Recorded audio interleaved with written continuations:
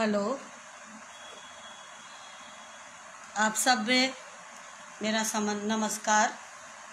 मैं शाली लॉरेंस कानपुर से आप सब के सामने आज फिर प्रभु के वचन को लेके आई हूँ और खुदावंद खुदा से ये दुआ करती हूँ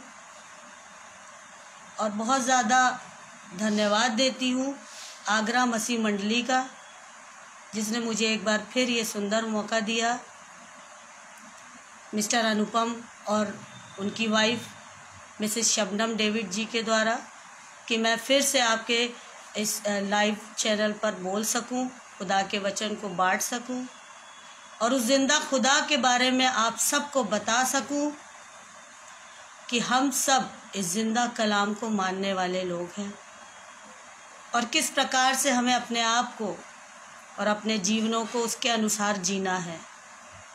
हम सब जानते हैं कि हमारे लिए क्या अच्छा है और क्या बुरा है। एक बार फिर से आगरा मसीह मंडली का धन्यवाद देती हूँ और ख़ास तौर से धन्यवाद देती हूँ उनके संचालक मिस्टर अनुपम और शबनम डेविड जी का, जिन्होंने मुझे एक बार फिर मौका दिया कि मैं आप सब के साथ इस वचन को बांटूं। आइए हम प्रार्थना में चलें। सामर्थी सामर्थी सामर्थी अति अनुग्रहकारी पिता परमेश्वर, महान प्रभु, दयावंत प्रभु, कृपालु प्रभु, पिता परमेश्वर, विलम्ब से क्रोध करने वाले प्रभु, हम तेरा धन्यवाद देते हैं इस सुंदर समय के लिए कि जब तूने पिता परमेश्वर ये मौका दिया कि तेरे इस वचन के मोतियों को मैं दूसरे लोगों तक फैलाऊं प्यारे प्रभु, ताकि उनके जीवनों में भी वो सज सके। और पिता परमेश्वर तेरे जीवन के इस वृक्ष को, इस वचन को, जो प्यारे पिता परमेश्वर हमें हर एक मुसीबत से बचाता है, बांट सकूं। पिता परमेश्वर प्रार्थना करती हूँ खास तौर से प्यारे प्रभु उन लोगों के लिए प्यारे प्रभु जो इन समस्याओं में, बीमारियों में, तकलीफ़ों में पड़े हुए हैं और तुझे नहीं जानते। पिता परमेश्वर सचमुच प्यारे प्रभु तो उन पर दया करना, अपनी करुणा करना। पिता परमेश्वर प्रार्थना करती हूँ प्यारे प्रभु उन परिवारों के लिए जो पिता परमेश्वर उजड़ गए हैं, उन घरों के लिए जो बिखर गए हैं पिता परमेश्वर, उन बीमारों के लिए प्यारे प्रभु जो इस समय बीमारियों के बिस्तर पर हैं प्यारे पिता परमेश्वर, अपनी दया और करुणा उन पर दिखा पिता परमेश्वर। मेरी तुझसे विनती है कि तेरा ये वचन उन तक पहुँचे कि तू जीवित है, तेरा कलाम जीवित है पिता परमेश्वर, और हम जीवित प्रभु को मानने वाले लोग हैं प्यारे प्रभु। मेरी तुझसे विनती है अपने पूरे परिवार के लिए, इस आगरा मसीह मंडली के परिवार के लिए प्यारे प्रभु तू इन सब के साथ होना, इनको आगे बढ़ा। इनके इस फेसबुक में जो पिता परमेश्वर वो जगह जगह से हर दिन एक नया वचन लेके आते हैं पिता परमेश्वर, वो लोगों के जीवन को फलवंत करने वाला हो प्यारे प्रभु। जो तुझे नहीं जानते वो तुझे इसके द्वारा जान सके प्यारे प्रभु। मेरी तुझसे विनती है कि आज जो भी वचन मैं बोलती हूँ वो मैं नहीं बल्कि तू बोले प्यारे प्रभु। इतनी शक्ति, सामर्थ और बल देना पिता परमेश्वर, सब कुछ तेरे हाथ में है प्यारे प्रभु। तेरे नाम से मांगती हूँ, आमीन।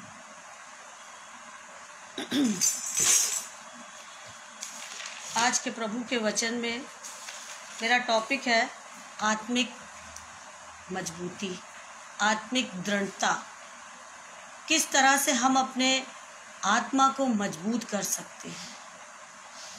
जगह जगह तकलीफ़ें हैं, परेशानियां हैं, दुख है, बीमारियां हैं, निराशा है, उसके बावजूद भी हम अपने आप को प्रभु में कैसे मजबूत कर सकते हैं, आज के वचन में ये मैं आपको बताऊंगी। और वचन में जाने से पहले मैं कुछ गीतों को आपके साथ गाऊंगी और मेरी आपसे यही एक दरख्वास्त है कि आप हम सब के साथ मिल के इन गीतों को गाएं, क्योंकि स्तुति प्रशंसा प्रभु की होना बहुत ज़रूरी है, क्योंकि हमें उसमें हमेशा आनंदित रहना है। और जब हम आनंदित होते हैं तभी हमारे अंदर से गीत, संगीत और स्तुति प्रशंसा निकलती है। तो हमें प्रभु में हमेशा आनंदित रहना चाहिए। जैसे हम कभी किसी बारात, शादी या फंक्शन में जाते हैं तो वहाँ तरह तरह के गाने बजते हैं और लोग उसमें उत्साहित होते हैं, खुश होते हैं और खुश होकर के वो उस पार्टी और फंक्शन को एंजॉय करते हैं। उसी प्रकार से हमें भी वचन को एंजॉय करना है, प्रभु के साथ आनंदित होना है। हम उन लोगों की तरह नहीं कि हम बैठ जाएं, सर नीचे झुका ले, वचन सुनना है, हम बिल्कुल एकदम सीरियस होके सुन रहे हैं। प्रभु में आनंदित होके सुनना है और उसकी स्तुति प्रशंसा के गीत गाने हैं। क्योंकि जब हम यहाँ कुछ गीत गाते हैं तो आसमान के फरिश्ते आसमान में गीत गाते होंगे। ऐसा हमने बचपन से अपने संडे स्कूलों में सुना है। तो हो सकता है खुदा ने ऐसी भी कोई बात करी है जो लोगों के मनों में आई कि हम भी स्तुति प्रशंसा के गीत गाएंगे। तो सबसे पहले मैं गाऊंगी धन्यवाद यीशु, क्योंकि हमारे जीवनों को सबसे ज़्यादा धन्यवाद की ज़रूरत है। अगर हम धन्यवाद करते हैं, क्योंकि हमारे विनती निवेदन सब धन्यवाद के साथ होने चाहिए। अगर हम धन्यवाद नहीं करते हैं तो हम प्रभु की किसी भी चीज़ को इस्तेमाल करने के लायक नहीं है। तो आइए हम गीत गाएंगे। धन्यवाद यीशु, धन्यवाद यीशु, धन्यवाद यीशु मेरे हृदय से, धन्यवाद यीशु, धन्यवाद यीशु, धन्यवाद यीशु मेरे हृदय से। महिमा हो यीशु, महिमा हो यीशु, महिमा हो यीशु मेरे हृदय से, महिमा हो यीशु, महिमा हो यीशु, महिमा हो यीशु मेरे हृदय से। तारीफ हो यीशु, तारीफ हो यीशु, तारीफ हो यीशु मेरे हृदय से, तारीफ हो यीशु, तारीफ हो यीशु, तारीफ हो यीशु मेरे हृदय से। जय जय यीशु, जय जय यीशु, जय जय जय मेरे यीशु। महिमा हो तेरी, महिमा हो तेरी, महिमा हो तेरी मेरे हृदय से। धन्यवाद यीशु, धन्यवाद यीशु, धन्यवाद यीशु मेरे हृदय से। एक स्तुति प्रशंसा का कोरस और गाएंगे। उसके फाटकों में प्रवेश करूंगा धन्यवाद के साथ। अगर हम धन्यवाद नहीं करते हैं तो हम प्रभु की किसी भी आशीष को पाने के लायक नहीं हैं। इसलिए हम धन्यवाद करेंगे प्रभु यीशु का अपने गीतों के द्वारा, अपने वचन से। तो हम आप सब के लिए एक अच्छी डिनर लेके आए हैं, लेकिन स्टार्टर भी ज़रूरी है। तो इसके लिए हमें अपने प्रभु के लिए धन्यवाद के गीतों को गाना है।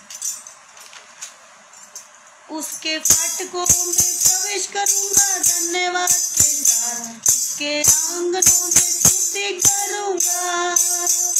मैं कहूंगा ये दिन यहोवा ने बनाया, इतना खुश हुआ के आनंद किया, आनंद किया उसने, आनंद किया, इतना खुश हुआ के आनंद किया, आनंद किया उसने, आनंद किया, इतना खुश हुआ के आनंद किया। इसके बाद एक कोरस और गाएंगे। ना तो बल से ना शक्ति से। जब हम खुशी के गीत गाते हैं, जब हम आनंदित होते हैं तो खुदा भी आनंदित होता है। तभी उस गीत में कहा गया कि इतना खुश हुआ कि उसने आनंद किया। आनंद किया। जब हम प्रभु की स्तुति प्रशंसा में होते हैं तो आनंद ही आनंद होता है। ना तो बल से ना शक्ति से, पर मेरी आत्मा के द्वारा।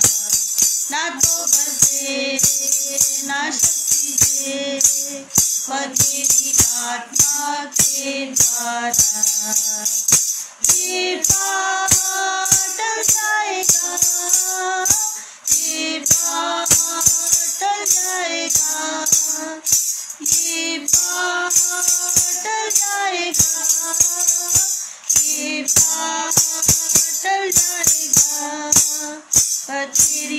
आत्मा के द्वारा, न तो बल से न शक्ति से, पर तेरी आत्मा के द्वारा, न तो बल से न शक्ति से, पर तेरी आत्मा के द्वारा। ये पहाड़ टल जाएगा, ये पहाड़ टल जाएगा, ये पहाड़ टल जाएगा, पर तेरी आत्मा के द्वारा।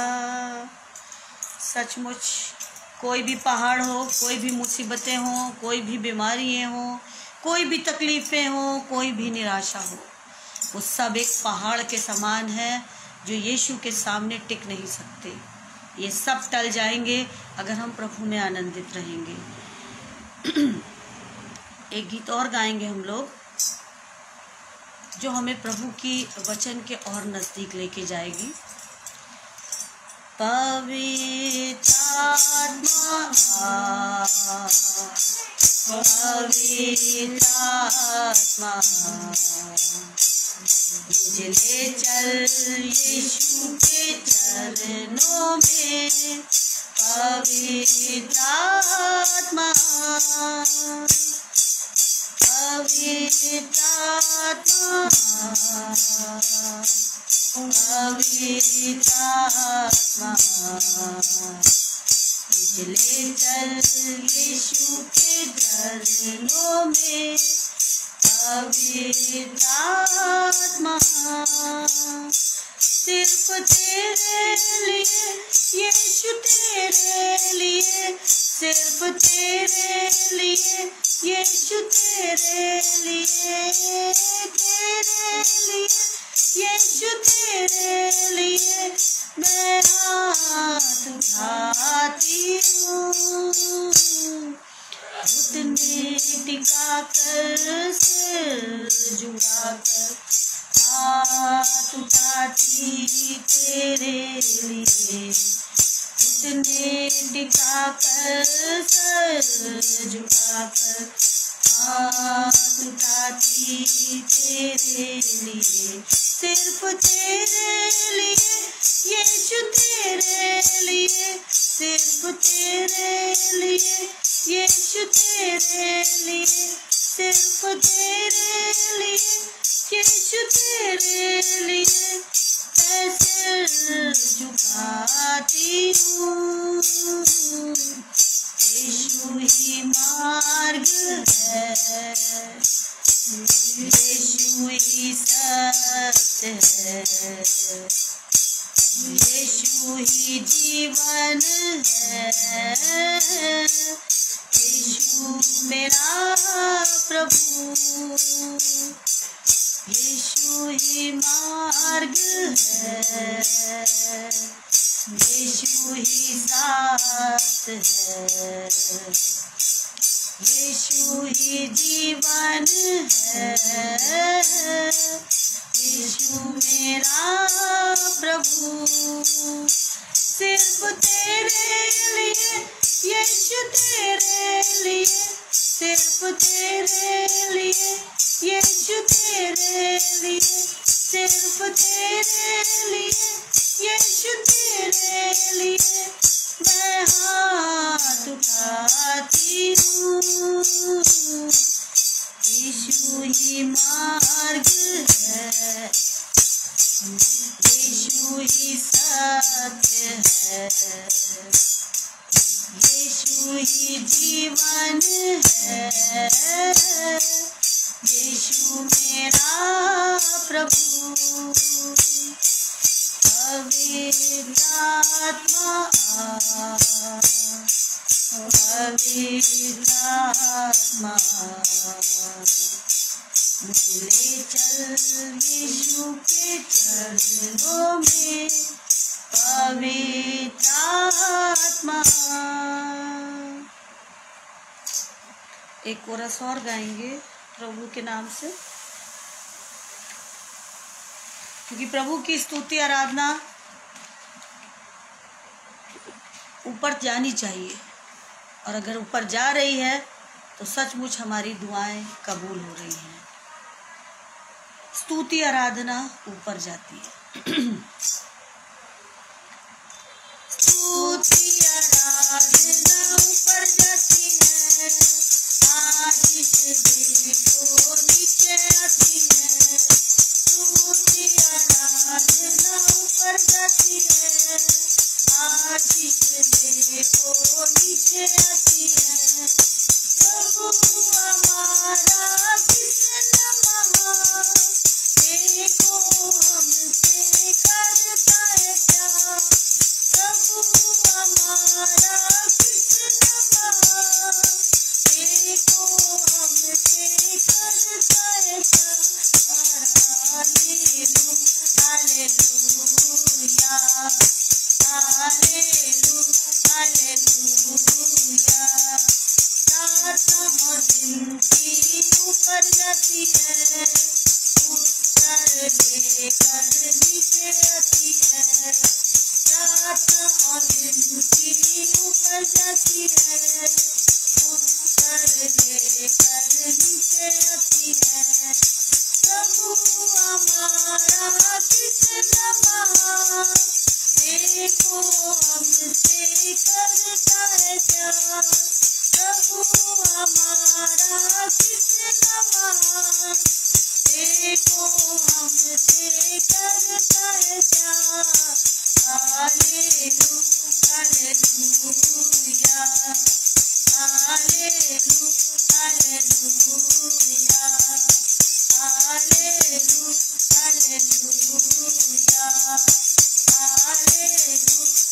हालेलुया।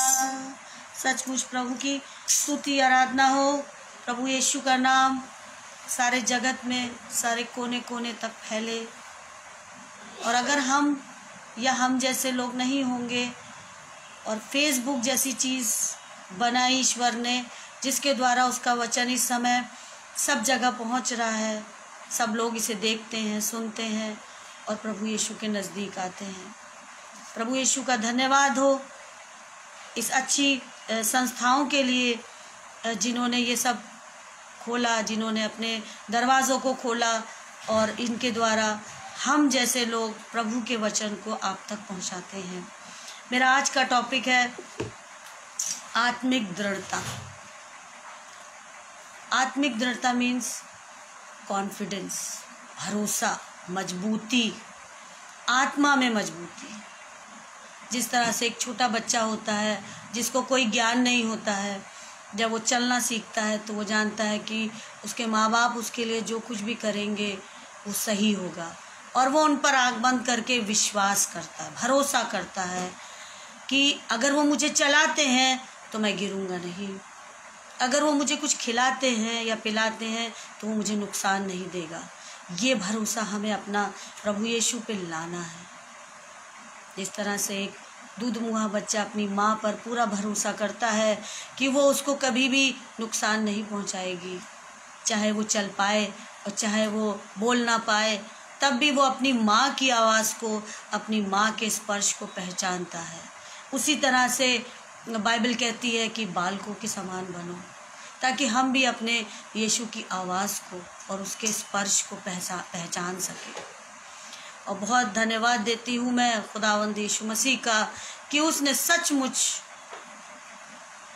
ये समय दिया कि हम वचन में से कुछ सीखें और आप लोगों तक अपनी बातों को रखें जो इस वचन में लिखी है। मैं नहीं कहती, सब खुदा कहता है। तो सबसे पहले ये है कि हमें अपनी आत्मिक मजबूती कैसे बनानी है।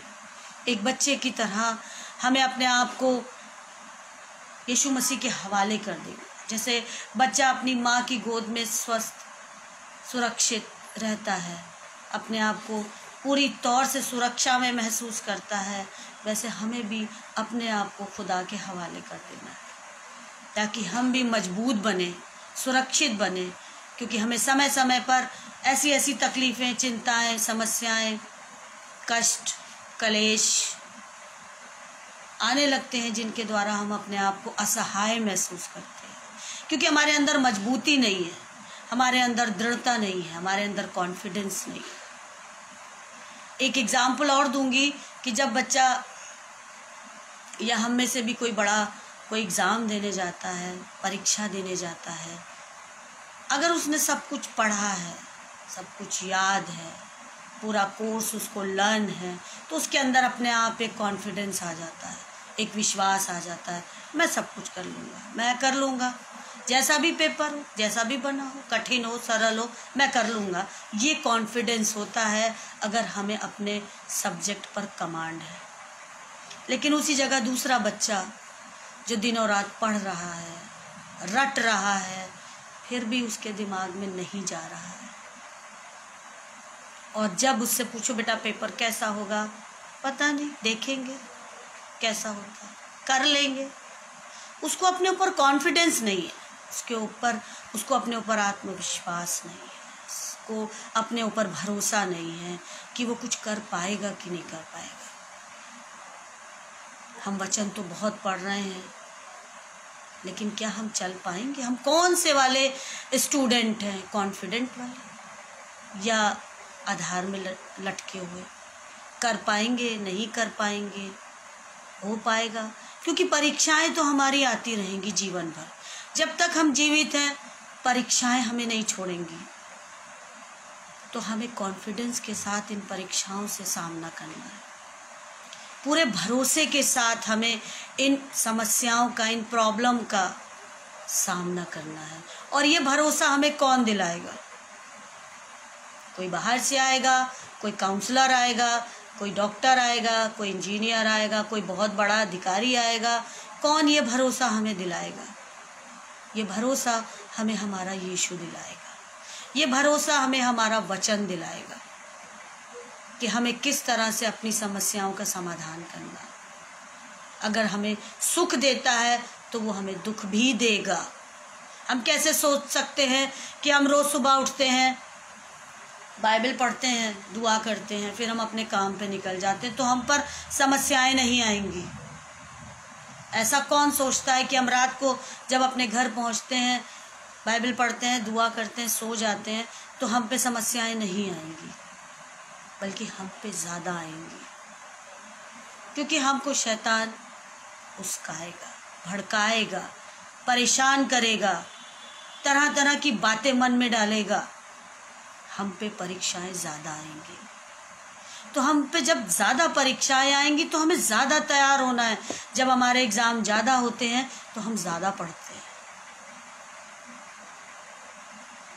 जब हम अपने जीवनों में बचपन से परीक्षाएं देते चले आ रहे हैं, कभी हाफ ईयरली, कभी थर्ड मंथली, कभी यूनिट टेस्ट, कभी एनुअल, तो हम परीक्षा से घबराते क्यों? ये परीक्षाएं तो हम पे आएंगी और इनका सामना करने की सामर्थ्य भी देता है। जब हम एग्ज़ाम देते हैं, एग्जामिनेशन हॉल में बैठते हैं, तो कोई क्या हमारा सहायक होता है?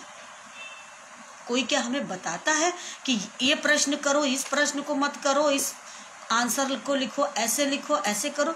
लेकिन इन परीक्षाओं में जो हमारा सहायक है वो हमारा यीशु है। वो हमें रास्ता बताता है। वो कहता है कि मार्ग, जीवन और सत्य मैं ही हूँ। जब वो मार्ग है, वही सत्य है, वही जीवन है, तो हम क्यों इधर उधर ताकते हैं? आत्मा की मजबूती क्यों नहीं है? अभी तक हम आत्मिक तौर से दृढ़ क्यों नहीं हो पा रहे हैं? क्यों हम इसका उसका मुंह देखते हैं? कोई आएगा बचाने? कोई नहीं आएगा बचाने, क्योंकि जब वो हमारे अंदर ही है, जब उसने कहा तुम्हारी देह मेरा मंदिर है, यानी देह मतलब शरीर, तो जब वो हमारे अंदर है, जब वो हमारे अंदर वास करता है, तो बाहर से कोई नहीं आएगा। जब हमारे अंदर से वो धीमी सी आवाज़ निकलती है, ये गलत मार्ग है, ये गलत रास्ता है, यहाँ से हटो, तो हम सुनते नहीं हैं। फिर हम कहते हैं हम आत्मा में दृढ़ नहीं हैं, क्योंकि हम अपने सहायक की आवाज़ नहीं सुनते हैं। हम वो सुनते हैं जो हमारा दिमाग कहता है, और फिर हम उसके दुष्ट के जाल में फंस जाते हैं।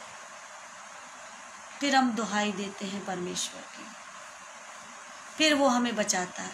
ये क्रिया, ये प्रोसेस चलती रहती है, और हम अपनी आत्मा में मजबूत नहीं होते, क्योंकि अगर हम बार बार परीक्षा में गिर रहे हैं तो हम आत्मा में मजबूत नहीं हैं। आएंगी निराशाएं, आएंगी समस्याएं, आएंगी प्रॉब्लम्स, आएंगी संसार में रहते हुए विपत्तियां, दुख सब आएगा। बीते सालों में भयानक बीमारी आई कोविड-19 की, बहुत समस्या थी लोगों के पास। फर्स्ट लहर में बुजुर्ग गए, सेकंड में जवान गए, और सुन रहे थे कि थर्ड में बच्चे जाएंगे। लेकिन खुदा ने सचमुच बचाया।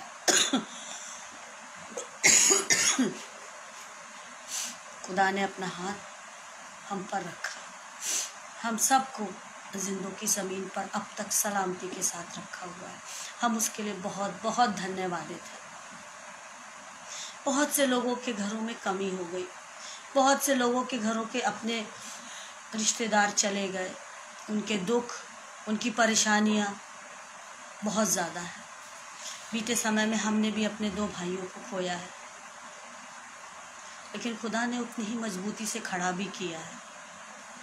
अब जानते हैं कि अगर दुख है तो सुख भी है, जबकि हम बचपन से ऑपोजिट वर्ड्स भी पढ़ते चले आते हैं, तब भी हम नहीं समझ पाते कि अगर खुशी है तो दुख भी होना है, वरना खुशी का कोई महत्व नहीं रह जाता अगर हम दुखों को ना जाने। तो आज के मेरे टॉपिक में आत्मिक दृढ़ता के बारे में है, आत्मिक मजबूती के बारे में है। हम किस तरीके से अपनी आत्मा को मजबूत कर सकते हैं, यीशु मसीह में अपने आप को हम कैसे भरोसा दिला सकते हैं, कैसे अपने आप को एक पहाड़ की तरह, मजबूत चट्टान की तरह खड़ा कर सकते हैं। मैं एक छोटी सी स्टोरी आपको बताऊंगी कि एक प्रभु के खादिम थे, उन्होंने देखा कि एक तैराक है, पानी में तैरने वाला, समुद्र में तैरने वाले जो होते हैं ये पहले से सीखे हुए होते हैं। तो जब ये पानी के अंदर जाते हैं या समुद्र में जाते हैं तो ये ऑक्सीजन सिलेंडर और लाइट और बहुत सारे इलेक्ट्रॉनिक चीज़ें अपने पीठ पे और पेट पे बांध के नीचे गहराई में जाते हैं। तो उस प्रचारक ने भी देखा कि एक व्यक्ति है जो समुद्र के किनारे खड़ा है और वो बहुत बड़ी बड़ी पत्थर जैसी चीज़ें जो है वो अपने सीने पर और पीठ पे लादे हुए है और वो पानी में कूद जाता है। तो प्रचारक बाहर खड़े होकर ये सोचता है कि शायद ये व्यक्ति इस पत्थर जैसी चीज़ को अपने गले में बांध के पानी में डूबने जा रहा है या सुसाइड करने जा रहा है। तो वो बहुत सारे लोगों को जो अगल बगल खड़े थे उनको बताते, अरे बचाओ उस लड़के को बचाओ, वो अपने गले में पत्थर डाल करके समुद्र में डूब रहा है, उसने अपने आप को सुसाइड करने की कोशिश कर रहा है। तो उसके साथ जो लोग खड़े थे वो लोग कहते नहीं, ये सुसाइड करने थोड़ी जा रहा है, ये तो सीखा हुआ है, ये ट्रेंड है, ये समुद्र गोताखोर है और ये तब तक समुद्र की गहराई में जाते हैं, तब तक समुद्र के अंदर रहेंगे क्योंकि ये हीरे की तलाश में जा रहे हैं। और ये जो भारी पत्थर इसने या भारी चट्टान या भारी यंत्र जो उसने अपने गले में डाल रखा है वो कोई पत्थर नहीं है, वो मरने के लिए नहीं है, वो इनको ऑक्सीजन देता है और ज़मीन और गहराई में जाने पर रोशनी देता है ताकि वो नीचे जा कर के उन हीरों को तलाश सके जो वो बाहर ला करके उनको बेचेंगे, जो उनके लिए एक अमूल्य चीज़ होगी। तो प्रचारक ने ये सोचा कि हम पत्थर जैसी चीज़ जिसको हीरा कहते हैं उसको ढूंढने के लिए वो व्यक्ति अपने गले में इतना भारी इलेक्ट्रॉनिक यंत्र गले में लटका करके पानी में कूद जाता है, अपने जान को जोखिम में डालता है और पानी के अंदर गहराई में समुद्र में जाता है जहाँ तरह तरह की मछलियाँ और पानी के जीव होते हैं जो उसको नुकसान पहुँचा सकते थे, लेकिन फिर भी वो पानी के अंदर गहराई में जाता है एक हीरे को तलाश करने के लिए। और वो यंत्र उसके बोझ का कारण नहीं है, उसकी आत्महत्या का कारण नहीं है, वो उसके सहायक हैं जो उस हीरे को ढूंढने में उसकी मदद करेंगे। इस कहानी से प्रचारक ने ये सोचा कि हमारे जीवनों में जो निराशा है, जो समस्याएं हैं, जो प्रॉब्लम्स हैं, जो दिक्कतें हैं, जो बीमारियां हैं, वो भी एक बोझ, एक भारी पत्थर की तरह हमारे सिर पर आ जाती हैं और हम निराश हो जाते हैं। लेकिन आपको उस गोताखोर की तरह ये सोचना चाहिए कि ये कोई हमारे नष्ट होने का कारण नहीं है, बल्कि ये हमें आगे बढ़ाने में, हमारे जीवन को आगे ले चलने में सहायक है।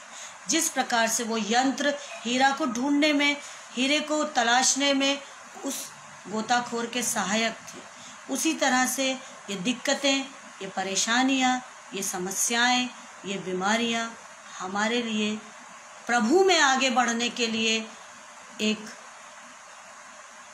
सहायक है, एक हेल्पर्स है जो हमें आगे बढ़ाएंगे। जब प्रचारक ने ऐसा सोचा तब उसको ऐसा महसूस हुआ कि वो एक हीरा, यानी अगर हम इसको यीशु मसीह के अनुसार सोचें तो हम यीशु मसीह हीरे को पाने के लिए इन बोझ, इन निराशाओं, इस भारी पत्थर, इन दिक्कतों को पार कर सकते हैं और यीशु को पा सकते हैं। यीशु जैसे हीरे को हम तलाश सकते हैं, हम इन तकलीफ़ों को पार करके। तो जो प्रचारक था उसने ये सोचा कि ये दुख और ये समस्याएं और ये कलेश, ये सब हमें मारने के लिए नहीं है, हमें नष्ट करने के लिए नहीं है, बल्कि हमें यीशु के नज़दीक ले जाने के लिए है। क्योंकि जब हम समस्या में होते हैं, जब हम दिक्कत में होते हैं, तब हम प्रभु के करीब आते हैं। जब हम दुख में होते हैं तब हमारा सहायक जो प्रभु ने हमें दिया है वो हमसे कहता है कि रो रो के दुहाई देता है परमेश्वर की और प्रार्थना करता है और कहता है कि प्रभु से मांग, अपनी समस्याओं का निवारण मांग, अपनी तकलीफ़ों का निवारण मांग। और तब हम घुटनों पे आते हैं और अपने सिर को झुका के तुझसे निवेदन करते हैं, तब तो हमारी प्रार्थनाएं सुनता है और हमें जवाब देता है। तो क्या सिर्फ समस्याओं में ही खुदा के पास आना है? क्या दुख में ही उसको साथ रखना है अपने? जब हमारे पास सुख होता है, आनंद होता है, खुशी होती है, तब हम प्रभु को क्यों भूल जाते हैं? और जब दुख आता है तो हम अपने घुटनों पे आ जाते हैं और दुहाई देने लगते हैं, प्रभु तू देख देख देख, ये बीमारी, ये तकलीफ, तू ही सब कुछ है, तू ही सब कुछ है, तू ही करने वाला है, तू ही दयालु है, तू ही कृपा करेगा, तू ही चंगाई देगा। तब हम उससे प्रार्थनाएं करने लगते हैं, रोते हैं उसके आगे, अपने आप को पूरी तौर से उसको समर्पित कर देते हैं। तो क्या दुख आते रहने चाहिए ताकि आप अपने आप को प्रभु को समर्पित करते रहें? नहीं, ऐसा नहीं होना चाहिए। क्या हमारे बच्चे हर समय हमारे सामने रोते रहते हैं अच्छे लगते हैं? हर समय समस्याओं को लाते रहें अच्छा लगता है? वो माता पिता भी परेशान होते होंगे जिनके बच्चे हर समय उनके आगे समस्याएं खड़ी करते हैं, हर समय उनके आगे एक ना एक दिक्कत को लाके खड़ा कर देते हैं। तो हम अपने पिता के पास हर समय समस्याएं लेके जाते रहें? क्या हम उनको कभी खुश नहीं कर सकते? क्या हम उसको कभी आनंदित नहीं कर सकते? सिर्फ दुख। लेकिन प्रभु यीशु कहता है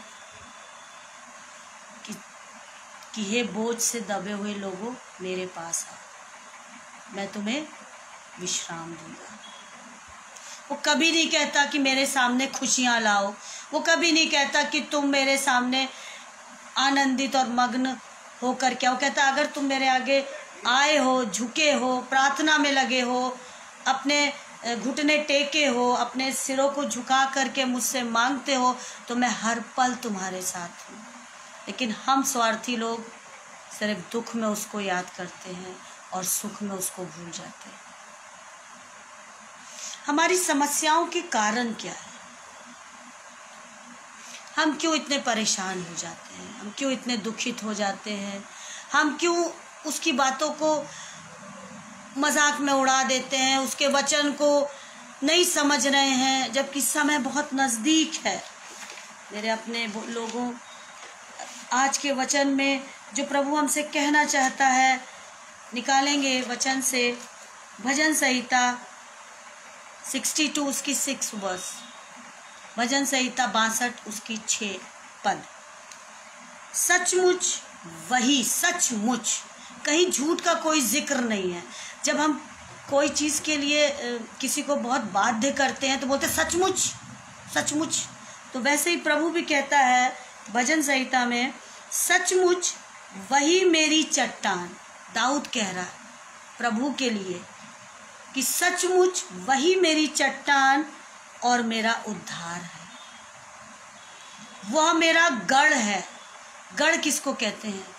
किले को। पुराने जमाने में राजा महाराजा किले में रहा करते थे। वही मेरा गढ़ है, इसलिए मैं ना डिगूंगा। मैं बिल्कुल डिग नहीं सकता, अपनी जगह से हट नहीं सकता, मुझे कोई नहीं हिला सकता, क्योंकि मेरी चट्टान मेरा यीशु है, मेरा खुदावंद मेरी चट्टान है, मेरा उद्धार है, मेरा गढ़ है। और गढ़ में राजा लोग सुरक्षित रहते थे। तो जब मेरा प्रभु मेरा गढ़ है तो मैं कभी नहीं डिगूंगा और आत्मिक तौर से मैं और मजबूत होता जाऊंगा। कोई समस्या, कोई तकलीफ हमें परेशान नहीं कर सकती। मेरी आप सब लोग से यही प्रार्थना है कि आप भी उस हीरे को ढूंढिए। हम सांसारिक हीरे की खोज में रहते हैं, सोना चांदी हीरा ये वो। आजकल हीरे की ज्वेलरी बहुत महंगी है, लेकिन जो सचमुच का हीरा है हम उसको नहीं ढूंढते। अब बात यहाँ आती है कि समस्याएं कौन कौन सी हैं और कहाँ कहाँ से आती हैं। हम कैसे अपनी समस्याओं को पालते हैं, हम कैसे अपनी समस्याओं को इकट्ठा करते हैं और क्यों उनके अंदर हम फंसे रहते हैं। जबकि वो कहता है कि मैं ही सब कुछ हूँ, अपना बोझ दे दो, मैं ही तो हूँ, मैं हूँ। उसके बावजूद हम अपनी समस्याओं को अपने पॉकेट में, अपने पर्स में, अपनी अलमारी में सेंध सेंध के रखते हैं। इसका कारण क्या है? इसके 4 कारण हैं जिन पे हमें बहुत ध्यान देना होगा। आपको पता होगा कि दाऊद भी बहुत सी समस्याओं में फंसा था। ऐसा नहीं है, जो हमारे पुराने नबी हुए हैं उन पर भी समस्याएं आती रही हैं। दाऊद जिस समय भजन लिख रहा था, भजन संहिता, तो उस समय बहुत से लोग उसके विरोध में थे, उसके अपने भी, उसके पराये भी, उसके राज्य के लोग, उसके मित्र भी। और उसने खुदावंद को जब समझा तब उसने भजन संहिता में लिखा कि मैं अधिक नहीं डिगूंगा, मैं डिगूंगा ही नहीं। मतलब उसको, उस चट्टान को कोई हिला नहीं सकता। वो इतना प्रभु में जमा हुआ था, प्रभु में पूरी तौर से जुड़ा हुआ था कि उसको कोई हिला ही नहीं सकता था। और तब उसने पूरे हियाव के साथ भजन संहिता लिखा। और हो सकता है कि दाऊद के लिए भी ये 4 समस्याएं बनी रही हों, जो हम लोग के साथ भी बनी रहती हैं। नंबर 1 समस्या है शैतान के द्वारा परीक्षा में गिरना। सबसे पहले है कि शैतान हमें बार बार गिराता है। वो हमारे दिल पर हमला नहीं करता है, वो हमारे दिमाग पे हमला करता है। वो हमारी सोच को बदलता है। जब हमें कोई तकलीफ़ होती है, जब हमें कोई परेशानी होती है, जब हमारे घर में किसी को कोई हेडेक हो, कोई पेट में दर्द हो या कोई बीमारी हो जाए, तो हम सबसे पहले डॉक्टर्स को देखते हैं। अगर हमें डॉक्टर नहीं मिलते हैं तो आजकल मोबाइल में इतने डॉक्टर मिल जाते हैं कि हम उसके द्वारा उनसे कांटेक्ट में आ जाते हैं, हम उनसे बात करते हैं, लेकिन हम अपने प्रभु से बात क्यों नहीं करते हैं? जबकि हमें पता है कि अंत में हमें उसी के पास जाना है, फिर भी हम इधर उधर लोगों से बात करते हैं, डॉक्टर से बात करते हैं, काउंसलर से बात करते हैं, इस मित्र से बात करते हैं, उस मित्र को फ़ोन करते हैं, आज ये हो गया, हेडेक हो रहा है, पेट में दर्द हो रहा है, ये तकलीफ़ वो तकलीफ़। खुदा अपनी तकलीफ़ों को खुदा के आगे क्यों नहीं रखते? जबकि आप सब जानते हैं कि अंत में डॉक्टर भी कहता है कि खुदा के हवाले है, फिर भी हम उसके पास नहीं जाना चाहते। हम बाहरी दुनिया में ढूंढते हैं कि कोई तो हमें समस्या से निकालेगा, लेकिन बाहरी दुनिया हमें समस्या से नहीं निकालती, बल्कि हमारी समस्याओं को देखकर उसका मजाक बनाती है और हम पर हंसी उड़ाती है।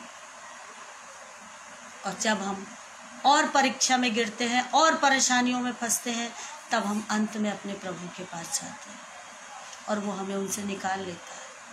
जब हम ये जानते हैं, जब हम सब कुछ जानने के बाद भी परीक्षाओं में गिरना मंजूर करते हैं, शैतान हमें बार बार गिराता है। जैसे दाऊद बादशाह ने जनगणना कराई थी। कभी आप शैम्बल पढ़िएगा, दूसरा शैम्बल 24:1 में दाऊद ने जनगणना कराई थी जो परमेश्वर को पसंद नहीं आई, और उसने दाऊद को उसका फल दिया। खुदावंद उससे नाराज हो गया था कि उसने जनगणना इस्राएलियों की क्यों कराई। खुदा का बेटा था, खुदा का चाहने वाला था, खुदा को समझता था, खुदा को देखता था और खुदा से बात करता था, खुदा उससे बात करता था। उसके बावजूद उसने जनगणना कराई और खुदावंद उससे नाराज हो गया। तब उसके उस समय इन लोगों के प्रॉफिट्स हुआ करते थे, भविष्यवक्ता हुआ करते थे, जो इन्हें आके प्रभु की बातें बताते थे। तो उस समय गाद भविष्यवक्ता था, उसने आके दाऊद से कहा, परमेश्वर की बात को उसने दाऊद के सामने रखा कि खुदावंत तुझसे नाराज है, खुदावंत तुझसे दुखी है, तूने ये क्या किया, तूने जनगणना करा ली। और उसके लिए खुदावंत ने उसके आगे 3 प्रश्न रखे। 3 साल का अकाल ले लो, 3 महीने की युद्ध ले लो, या 3 दिन परमेश्वर के हाथ में ले लो। दाऊद डर गया कि तीनों में से कौन सी चीज़ मैं चुनूं, क्योंकि उसने एक गलती की थी। दाऊद ने जनगणना करा के बहुत बड़ी गलती की थी, और उसने अंत में तीसरी बात को चुना कि मैं खुदा के हाथ में रहना मंजूर करूंगा। बहुत नुकसान हुआ था उस समय, बहुत लोग मरे थे। एक गलती करी थी। नए नियम में हनन्याह सफीरा ने भी अपनी ज़मीन बेची थी, शैतान के उकसाने में आ गए, ज़मीन बेच करके झूठ बोला, कुछ पैसा बचा लिया। क्या मिला? दोनों उसी समय मंदिर में ख़त्म हो गए। शैतान ने उस्काया। बहुत बार वो हमें उस्काता है, ये सही नहीं है, ये सही है, ऐसे करो, और हम परीक्षा में गिर जाते हैं। हम उस समय अपने खुदा से पूछते क्यों नहीं हैं? हम उस समय ये क्यों नहीं सोचते हैं कि क्या सही है क्या गलत है? हम कैसे उसके जाल में फंस जाते हैं, कैसे अपना मन उसके हवाले कर देते हैं, क्योंकि हम भी उसकी बातों में आ जाते हैं। उसके बाद पहला पतरस 5 और 8 में पौलुस कहता है, सचेत रहो, सचेत रहो। चिता रहा है वो आपको, अटेंशन, पे अटेंशन, और जागते रहो। जागते रहो तो उसने उन 7 कुंवारियों के लिए भी कहा था, जागते रहो। यहाँ भी कह रहा है जागते रहो, क्योंकि तुम्हारा विरोधी शैतान गर्जने वाले सिंह के समान, गर्जने वाले। जब हम जू जाते हैं या कहीं जाते हैं, जब शेर की दहाड़ सुनते हैं तो हम डर जाते हैं। तो वो गर्जने वाला सिंह के समान इस खोज में रहता है कि किसको फाड़ खाए। जब यीशु मसीह की परीक्षा हुई तब भी वो इधर उधर डोलता हुआ उसके पास पहुंचा। वो खोजता रहता है कि किसका मन कच्चा हो, किसका मन वो पकड़ ले, कब किसके मन में घुस के वो प्रभु के खिलाफ गलत काम कराए। वो खोजता रहता है और हम उसको मौका देते हैं। तो क्या कह रहा है पौलुस? सचेत रहो, जागते रहो, क्योंकि तुम्हारा विरोधी शैतान गर्जने वाले सिंह के समान इस खोज में रहता है किसको फाड़ खाए। आप तो तैयार हो उसके जाल में फंसने के लिए? सबसे पहला विरोधी शैतान। दूसरा जिसके कारण हम परीक्षा में गिरते हैं, मजबूत नहीं हो पाते हैं, वो है हमारे हृदय के छिपे हुए पाप। जलन, ईर्ष्या, द्वेष, स्वार्थ, व्यभिचार, लुचपन, दूसरों को देख करके चिढ़ना, बुड़बुड़ाना, गलत बातें, साक्षी होना, ये सब चीज़ें हमारे अंदर से निकलती हैं। इसका भी शैतान फायदा उठाता है। किसी ने अच्छे कपड़े पहन लिए, हमें जलन होने लगी। किसी का परिवार बढ़ने लगा, हमको ईर्ष्या होने लगी। किसी का बेटा, किसी की बेटी कुछ बन गई, हमको जलन होने लगी। हम नीचे रह गए, हमें बैर होने लगा। हमें हमारे अंदर दूसरे को देख करके गंदगी आने लगी, बुरे विचार आने लगे। ये सब चीज़ें हमारे छिपे हुए पाप हैं जो हमें बार बार परीक्षा में गिरा देते हैं। किसी की सैलरी हमसे ज़्यादा हो गई, हम चिढ़ने लगे। क्यों चिढ़ने लगते हैं? उसको भी खुदा दे रहा है, हमें भी खुदा दे रहा है। उसको ज़्यादा दे रहा है, हमें कम दे रहा है, तो हमें घटी तो किसी चीज़ की नहीं है ना। वो कहता है मैं चिड़ियों को देता हूँ, मैं जानवरों को देता हूँ, तो तुम तो उनसे बढ़कर हो। दूसरे को देखकर हम क्यों ईर्ष्या करते हैं? हमारे पास नहीं, हम अपने मन में संतोष क्यों नहीं लाते हैं? पुराने नियम में याकूब के 12 पुत्र थे, उसमें से एक यूसुफ भी था। वो सब भाई थे, तब भी भाइयों ने अपने भाई यूसुफ को बेच दिया जलन में। भाई थे, अपना खून था, एक ही बाप के बेटे थे, तब भी अपने भाई को बेच दिया जलन में। और बाद में उसकी कहानी सब जानते हैं। उसने अच्छा ही किया, अपने भाइयों के साथ बदला नहीं लिया, भाइयों ने जलन रखी। उसके बाद हम पढ़ते हैं रोमियो 7:14, जो हमारे अंदर के छिपे हुए पाप हैं। देखिए वो हमारे साथ क्या क्या करते हैं। हम जानते हैं कि व्यवस्था तो आत्मिक है, जो व्यवस्था हमको मिली है वो आत्मा है, आत्मिक है, प्रभु की है। परंतु मैं शारीरिक, मतलब मैं शरीर का हूँ और पाप के हाथ बिका हुआ हूँ। पौलुस कह रहा है कि मैं शारीरिक हूँ, शरीर है मेरा, और मैं पाप के हाथ बिका हुआ हूँ।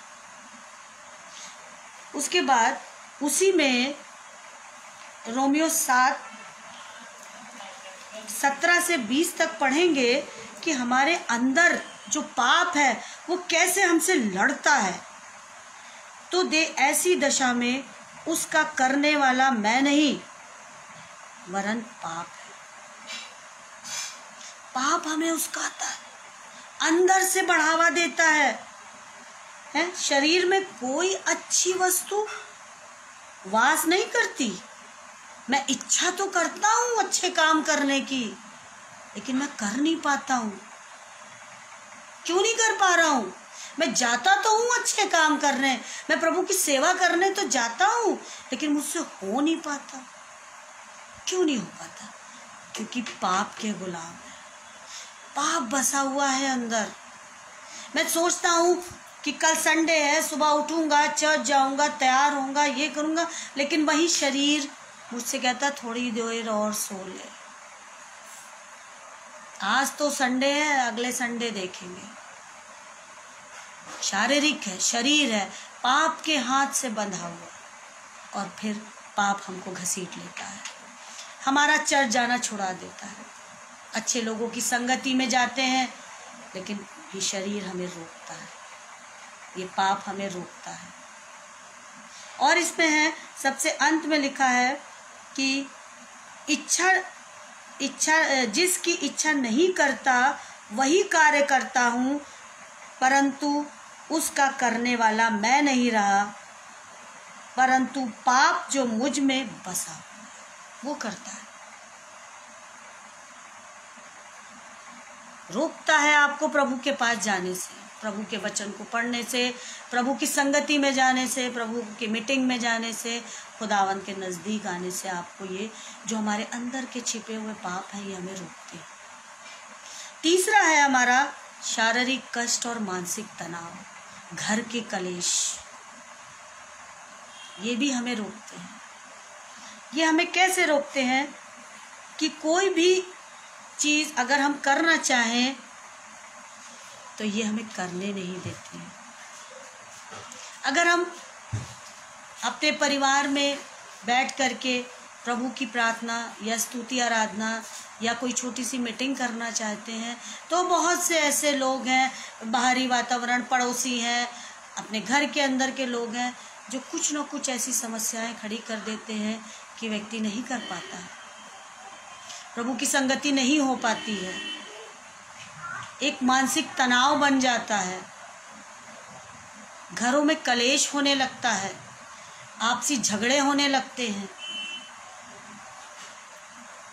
तरह तरह की बातें होने लगती हैं, अपने आप को धर्मी समझते हैं, बड़ा दुआ बाइबल करते हैं, प्रभु के नज़दीक दिखाते हैं, दिखावा करते हैं, इस तरह की बातें होती हैं। इससे मानसिक तनाव बढ़ता है। और पौलुस कहता है 2 कुरिन्थियों 12:10 में, मैं मसीह के लिए निर्बलताओं में और निंदाओं में प्रसन्न हूँ। पौलुस ने भी बहुत निंदाएं सही। जिस समय वो जहाज पे जा रहा था और जब जहाज फंस जाता है तूफान में किनारे लगता है एक द्वीप में, तो जब जहाज टूट जाता है, ये सारे कैदी नीचे उतरते हैं, तो जो लकड़ी का गट्ठर था उसमें से एक सांप निकल के उसके हाथ पे लिपट जाता है।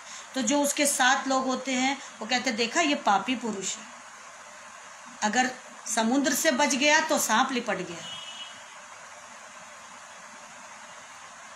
लेकिन जब थोड़ी देर में वो अपने खुदा से बात करता है और वो सांप चुपचाप उसके हाथ से उतर के चला जाता है, तब लोग उसको पूजने लगते हैं कि ये तो खुदा का बंदा है।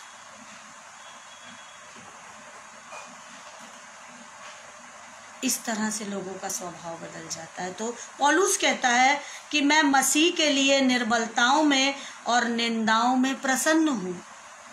उन्हें दो, जितनी भी निंदा होती है, लोग कुछ भी कहें, लोग बातें बनाएं, फालतू के हमारे पास आ करके हमें कुछ कुछ बोलें कि ये कहते हैं, वो कहते हैं, लेकिन हमें प्रभु का साथ नहीं छोड़ना है। क्योंकि जब मैं निर्बल होता हूँ तभी बलवंत होता हूँ, जब मैं कमज़ोर पड़ जाता हूँ तभी ताकतवर होता हूँ। अयूब जब परीक्षा में गिरा था, उसके दोस्त, उसके फ्रेंड्स भी उसको उतनी सांत्वना नहीं दे पाए, और बाद में वो उतनी ही ताकत के साथ परमेश्वर ने उसको उठाया। तो जब हम निर्बल होते हैं तभी बलवंत होते हैं। उसके बाद चौथा जो ध्यान देने योग्य बात है वो है हमारे आसपास के लोग, हमारे मित्र, हमारे परिवार के लोग, जो हमें आगे बढ़ने नहीं देते, हमारी आत्मा को कुचल देते हैं, हमारे कॉन्फिडेंस को ख़त्म कर देते हैं, हमारे जीवन की निराशाओं को बढ़ा देते हैं। इसमें हम पढ़ेंगे पौलुस प्रेरितों 20:24 में कहता है, परंतु मैं अपने प्राण को कुछ नहीं समझता, मैं कुछ हूं ही नहीं। जबकि पौलुस इस्राएली था, यहूदी था, बहुत बड़ा ज्ञानी था, अच्छे ओहदे पे था, तब वो शाऊल के नाम से चलता था। उस सेना में अच्छा पद था उसका, लोग उसे उसकी प्रशंसा करते थे, उसकी इज्जत करते थे। लेकिन जब वो प्रभु में आया तो वो कह रहा कि मैं अपने प्राण को कुछ नहीं समझता कि उसे प्रिय जानूं, वरन वह कि मैं अपनी दौड़ को और उस सेवा को पूरी करूं जो प्रभु चाहता है, उस दौड़ को दौड़ूं, उस सेवा को पूरी करूं जो प्रभु चाहता है। मेरी आप लोगों से यही प्रार्थना है कि हम इन 4 चीज़ों से अपने आप को बचाएं। शैतान से बचाएं, अपने अंदर के छिपे हुए पापों को रोकें, अपने आप को मानसिक तनाव और कलेशों से दूर रखें, और चौथा, अपने आसपास के लोगों के विचारों से बचें, उनकी सोच से बचें, और पौलुस की तरह उस दौड़ में दौड़ें और अपनी सेवा को पूरी करें। क्योंकि प्रभु हमसे यही चाहता है कि जब हम निर्बल होते हैं तभी बलवंत होते हैं। और पौलुस कहता है कि परमेश्वर का धन्यवाद हो मसीह में, जो हमें सदा जय के उत्सव में लेके चलता है। जब आनंदित हैं, खुश हैं, तो हम क्यों इधर उधर जाएं? अपने विश्वास को दृढ़ करें, अपनी आत्मा को मजबूत करें प्रभु में, और आगे बढ़ें। अगर घर में या बाहर या अपने काम करने की जगह पर, अपने ऑफिस में, अपने जॉब प्लेस में कोई परेशानी होती है, कोई तकलीफ होती है, तो इधर उधर ताकने से अच्छा है कि हम प्रभु की ओर ताकें, यीशु मसीह से प्रार्थना करें कि वो हमें सारी तकलीफ़ों से दूर रखे। और अगर हम उसको अपना सहायक मानते हैं तो हम कभी नहीं डिगेंगे। हम सचमुच वही मेरी चट्टान और मेरा उद्धार है, वो मेरा गढ़ है, इसलिए मैं ना डिगूंगा। इस आयत को अपने अंदर बसा ले, अपनी आत्मा में रख ले, अपने मन में इसको अच्छी तरह से वास करा दें कि मैं यीशु प्रभु पिता परमेश्वर के अलावा किसी और को नहीं देखूंगा, ना किसी और की तरफ अपनी नज़रें रखूंगा। मैं कभी नहीं डिगूंगा, क्योंकि वही मेरी चट्टान है, क्योंकि वही मेरा गढ़ है, क्योंकि वही मेरा प्रभु है, वही मेरा डॉक्टर है, वही मेरा काउंसलर है, और वही मेरा सब कुछ। अंत में उसके पास जाने से अच्छा है कि हम शुरू में ही उसके पास चले जाएं, क्योंकि हम ये गीत गाते हैं, आदि और अंत तू ही है। जब आदि भी वही है, अंत भी वही है, अल्फा भी वही है, ओमेगा भी वही है, तो जब सब कुछ वही है तो हम दूसरी चीज़ों के पीछे क्यों भागते हैं? अपनी आत्मा को मजबूत कीजिए और प्रभु में आ जाइए। आइए हम प्रार्थना करते हैं इस अच्छे वचन के लिए, और मुझे पूरा विश्वास है कि आप लोगों की समझ में आया होगा और आप लोग अपनी आत्मा में प्रभु में मजबूत होंगे और अपनी परेशानियों को, अपनी दिक्कतों को, अपनी बीमारियों को अपने यीशु के चरणों में रखेंगे। उसने 39 कोड़े यूं ही नहीं खाए थे, उसने 39 कोड़े इसलिए खाए थे ताकि हम चंगे हों, और ये बात हम बहुत बचपन से जानते आ रहे हैं। आइए हम प्रार्थना करते हैं।